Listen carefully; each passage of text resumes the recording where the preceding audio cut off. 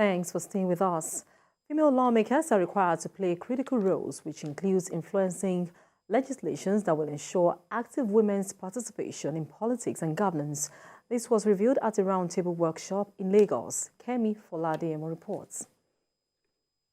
Findings revealed that the present National Assembly in Nigeria has an average of about 3.8% of women in both chambers.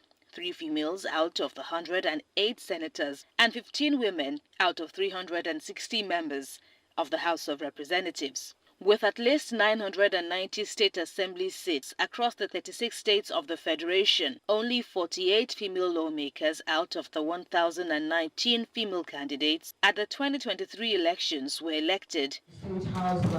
Organizers of this workshop say these indices are low for the women folk, who constitute about 50% of the nation's population. We are very critical about the need for retention. We have seen where we had 2 and it has reduced. We have seen where we had 5 and it has reduced.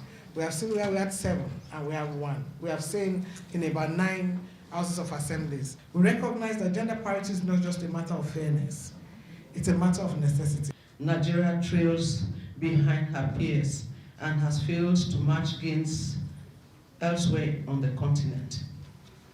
Nigeria cannot overcome gender-based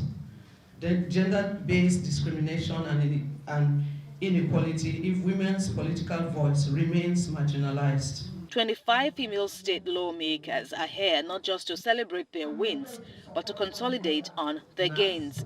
The keynote speaker, who is the only female federal lawmaker in Oyo State, wants them to strive above the prevalent barriers they face in competitive politics and take concrete steps towards gender equality, social inclusion, and women's political empowerment.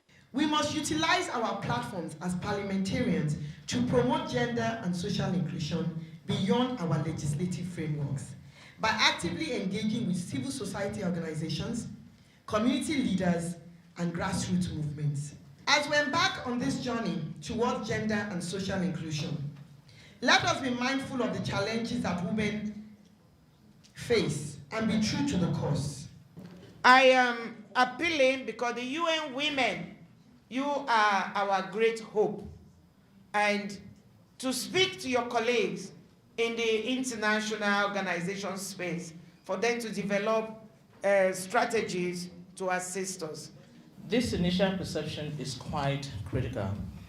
And by always displaying challenges in positions of prominence ahead of opportunities available, women tend to be deterred rather than encouraged to venture into politics. With time, you will see that those who have benefited from this will basically pass on what they have learned and will continue to rework and refine what their thinking is and their engagement to make sure that they're able to put their brand out there ever so often without all of the hesitations and the trepidations that basically keeps women in the background and basically makes it difficult or impossible for them to be out there speaking their conviction and engaging with Nigerians the way they should.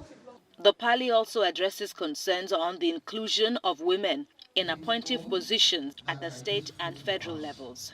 This time, he has sent to the Assembly for screening and confirmation 6 women as commissioner nominees, 1 chairman and 3 deputy chairmen out of the 20 local governments in Bauchi State.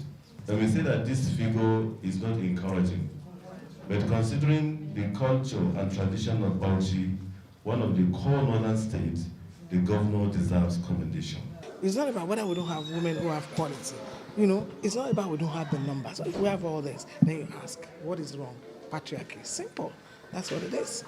And this government must move away from that, especially if they want to solve the problem. Women represent the poorest in this society. Still yet, they are not finding a space around the table. Then there is a problem. Everybody knows that 2023 election is a different ballgame. It's different from what all of us have been having. So maybe that's contributed to some of those things that happen. But that doesn't mean that this government is not gender friendly.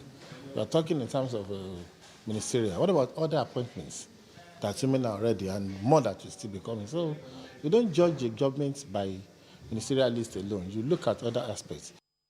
Experts also call for a progressive alliance among women politicians and key stakeholders that will birth the needed impact and create better opportunities for female candidates in future elections. Kemi Foladiemo, TVC News, Lagos.